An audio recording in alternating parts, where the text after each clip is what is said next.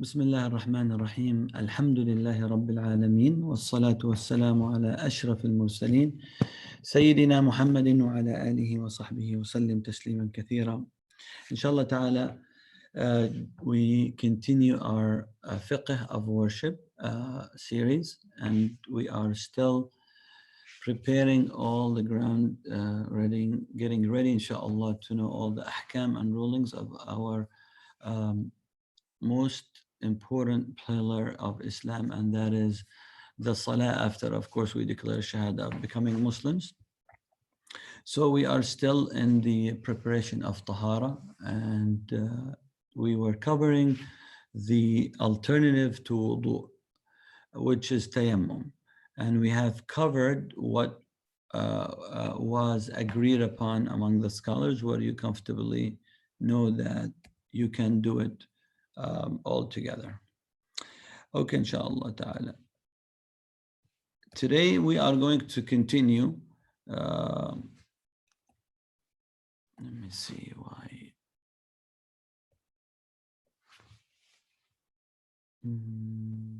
I want to share with you, inshallah, the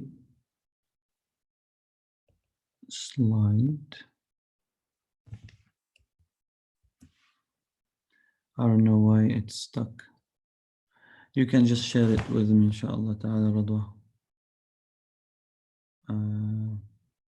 I have it displayed, but it just won't move. Let me see. All right, I can pull it up, inshallah. Inshallah.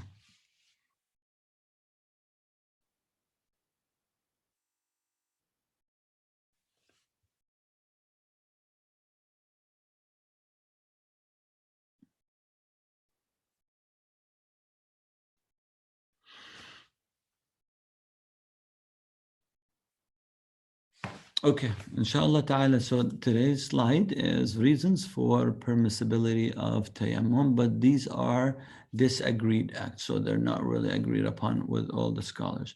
Last time we talked about what was agreed upon, and I promised you just to cover something about the tayammum. The only thing in the slide that you have before is that just of the opinion whether you want to go up to the elbows or not. The vast majority of the scholars, no one finds it to be a must to go up to the elbows. So I would just go with what we talked about last time, to just do the face, inshallah ta'ala, and up to the rest. However, it is inshallah ta'ala, we will cover some of the opinion that allows you to do more, just for you to know that this opinion does exist. So disagreed upon, if one is able to use water, but fears that the prayer will be over by the time he gets it and performs ablution or bathes, he may perform tayammum and pray. So example of that, somebody just woke up 5 minutes before the time of Fajr is going to go out. So he or she knows that if they were to go with the regular steps of going and making wudu and getting into the prayer, they won't catch the time. It's going to be out. But they know that if they just rush into tayammum, the alternative of wudu, just a quick strike on the soil or on the dust at home, that is the remnants and the remaining of the dust that comes from air. So they know that they can actually catch the prayer. So that's the example that we're talking about here. Majority of the scholars, they disagree with the above opinion. They don't see that this would fit. Sheikh Al-Albani does see that it does apply, because he does not find any authentic basis to the disagreement. He says, why? Because tayammum is an alternative where you cannot find water. Yes, water is there, but it is no different than having ice cold water for someone that finds it and doesn't want to use it because it's just way uncomfortable, way too inconvenient. and it might even damage the skin or what have you. So the water is there, but they're not going to use it. So they resort to tayammum. He sees that there is no difference between someone that is weighing the time and says, well, if I actually do water because it does exist, the time of salah is going to be up. So I want to resort to tayammum immediately. So Sheikh Albani doesn't see any difference with the two logics. So that's why he says that it is permissible to actually resort to tayammum and skipping water just because of the limited time that you have for the window of prayer. Second thing that they disagreed upon, according to the Hanafi, dry ablution can be performed before the time for prayer has begun. So this is something that now we're talking about, when do you do tayammum? So you know you're at a place where there is no access to water, or the water that you can access, if it's there, it just cannot be accessed for many reasons. So let's say the water is not there, is not present. So when do you actually make tayammum? So this is where the scholars disagreed upon. But according to the Hanafi, you can do it before, exactly like wudu, any time before, because you already have a knowledge that water is not present. According to the majority, the Maliki, the Shafi'i, the Hanbali, and many of the other tabi'in, prayer time must begin before one is permitted to perform dry ablution. Yani, their opinion is, yes, water is not present, but that is to the best of your judgment, and this is temporary. Maybe something will happen and water will be present. So they actually mandate that tayammum only applies immediately before salah. So when the time of salah actually comes. So if salatul dhuhr time comes at 1:15, then at 1:15, 1:20, when the person decides that I want to pray, water is not present, then tayammum becomes eligible or permissible at that point only. That's the majority of the opinion. One who performed tayammum may perform all obligatory and recommended worship after performing a single dry ablution. One more time, one who performed tayammum may perform all obligatory and recommended worship after performing a single dry ablution, as long as the excuse from being exempted from regular ablution still exists. Dry ablution remains valid. What this means is that the scholars also disagreed upon that person that we talked about who did tayammum at 1:15 because the time of dhuhr came in, and he did salatul dhuhr. After salatul dhuhr, he did the sunnah of salatul dhuhr, the after sunnah. What they disagreed upon is that would tayammum actually be valid like wudu? You know, like if you have regular wudu with water and you don't lose your wudu, you can not only do the sunnahs after, but you can also hold on to your wudu until the time of Asr comes, and you just don't want to renew your wudu for a personal reason. So you can, everybody agrees, all the scholars agree that you can just go into Salatul Asr with the same wudu that you have done for Dhuhr. But for tayammum, doesn't apply, and the scholars don't agree on that. So the only opinion is that as performed here. So the scholars basically say, no, you have to have tayammum for every prayer.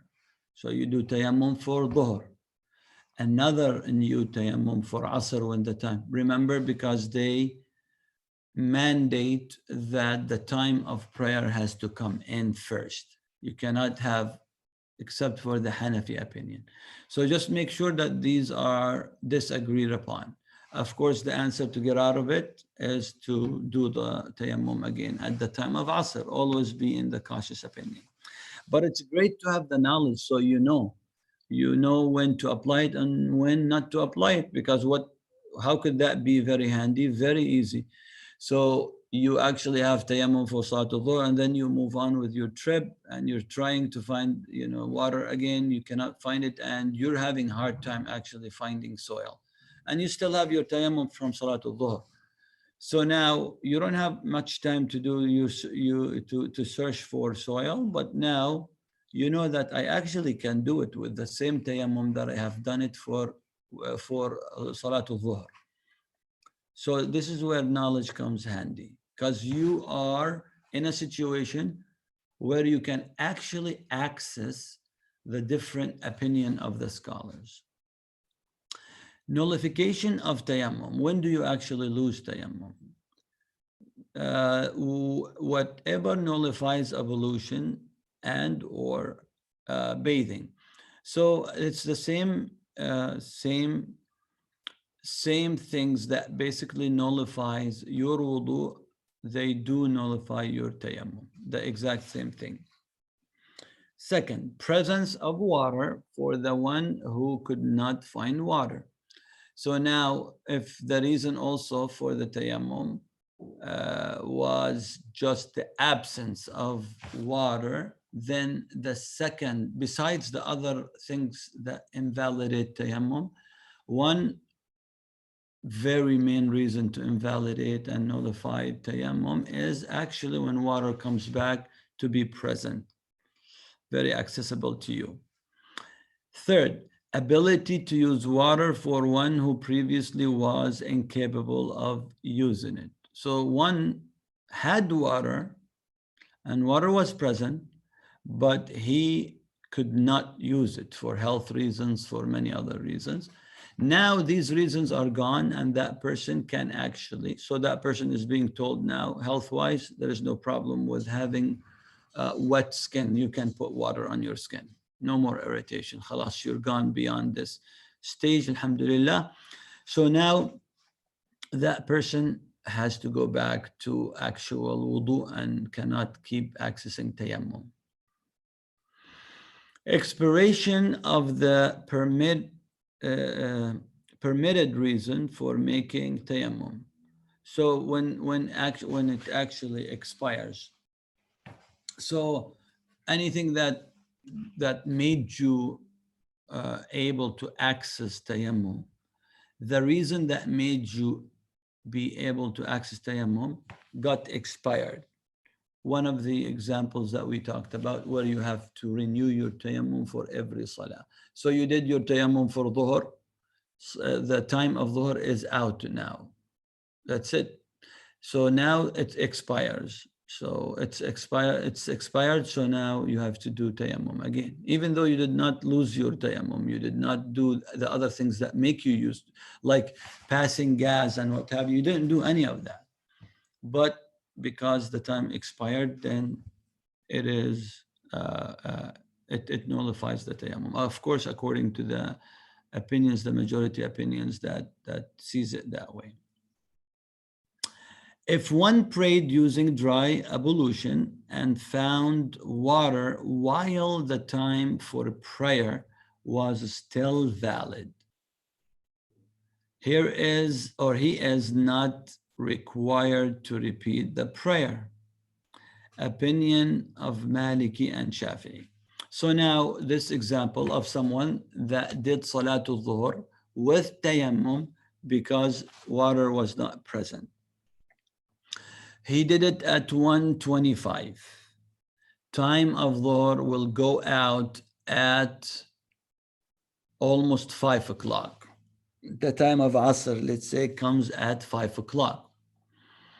At 4 o'clock, he got water. Now water is present. And he already did Dhuhr, but with tayammum, not with water.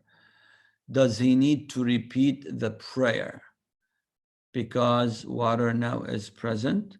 The answer is no. He does not need to repeat the prayer. So that's if one prayed using dry ablution and found water while the time for prayer was still valid, still in. The time of Dhuhr didn't go out yet.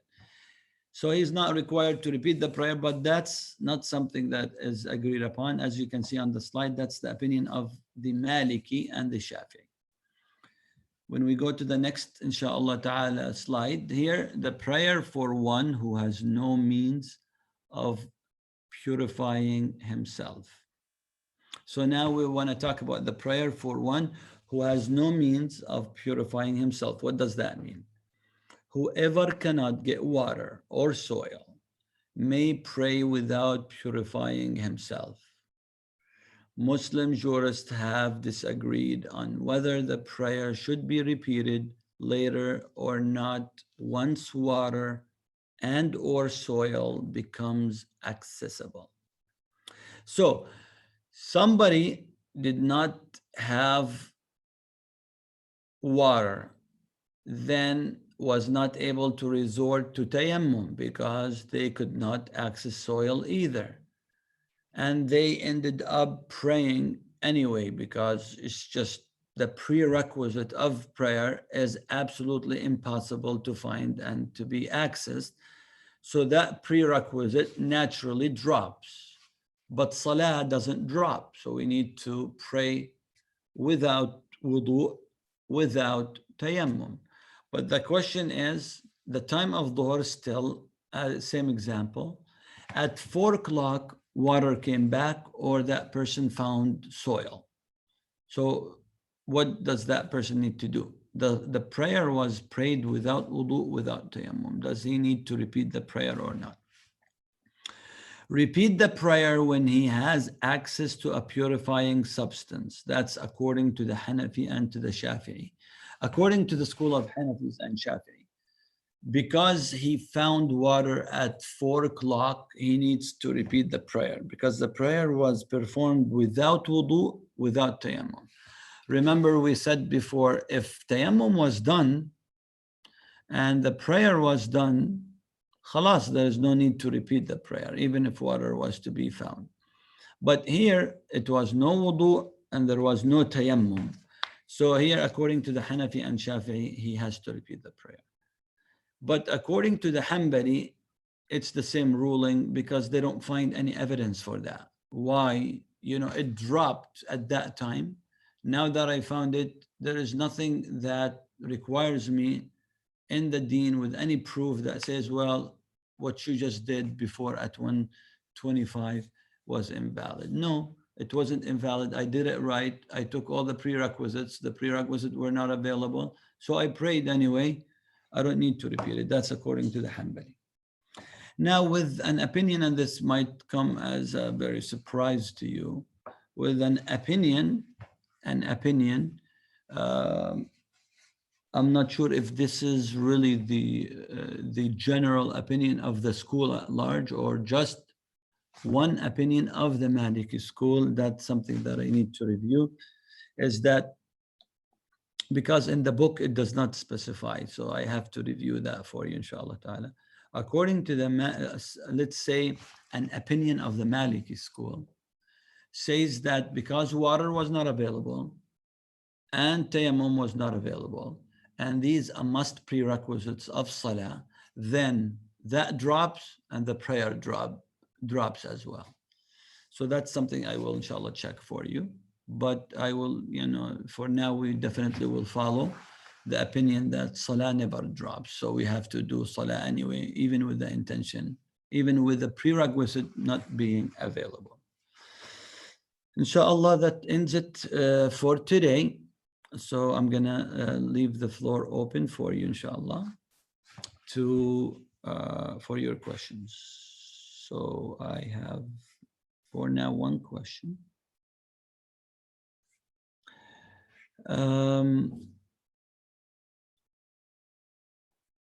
Okay, about wiping over the socks, we have not covered that yet. So that's going to be, inshallah ta'ala, a complete session for that. So inshallah, I will cover it then. If you really need to have an answer before that, I would, inshallah, ask if you can just reach out to me on the side, inshallah. I will, inshallah, answer your like customized question about the wiping, but I don't want to talk about it now, just to leave room for tayammum, which is today's lecture, inshallah.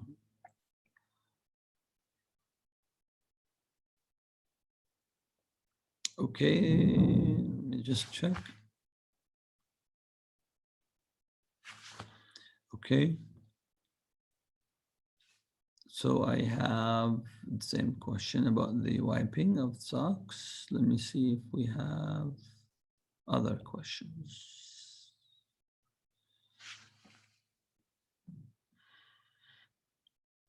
So you can write the question. You don't have to have your name. You can just put it anonymous, and you can send it to the Q. And also, if you'd like to, just if your question needs to be spoken, you can always unmute yourself and just speak your question, inshallah ta'ala. I'm going, inshallah, to check also, just double check if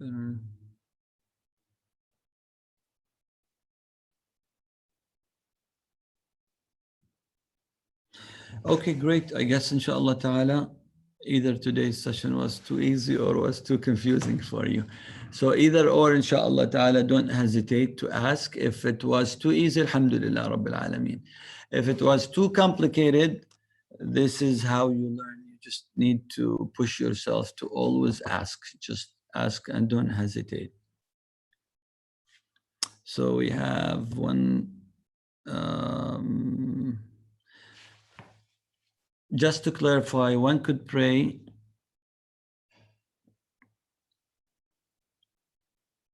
Okay, let me just read it first.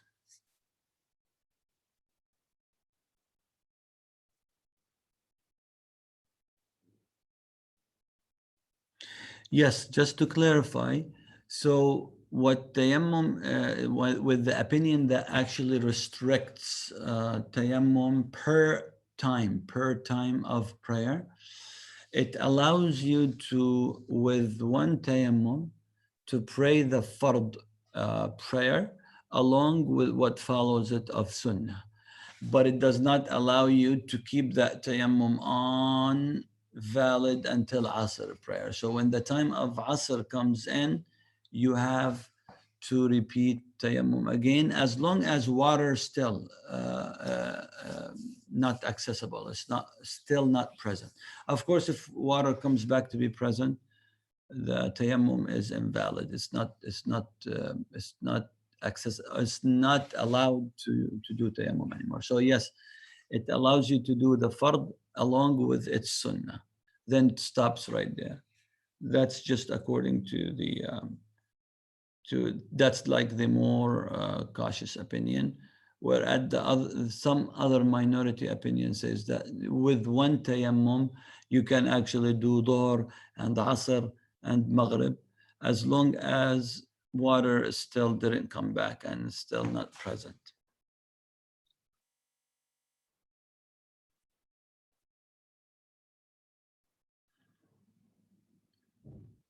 So the question is not directly related to the tayammum, but just according to the salah. So just because we don't have tayammum questions, I'll go ahead and entertain that because it's a quick answer. Not like the wiping of socks. The wiping of socks is a very long, detailed answer. So I have a daughter that would like to lead prayer. Is that allowed? If she is leading the prayer and the followers, those who are following her, are female like her and young children, like young boys, young girls, that's no problem, inshallah ta'ala. If she is able to lead, inshallah, that's no problem. But she cannot lead a prayer if one of her relatives, like one of her male relatives, are present. Then the priority always goes to the male relative of the house, like a father, a son, but like an adult son or what have you. Those take first priority. But if the house is with females, yes, she can lead the prayer, inshallah.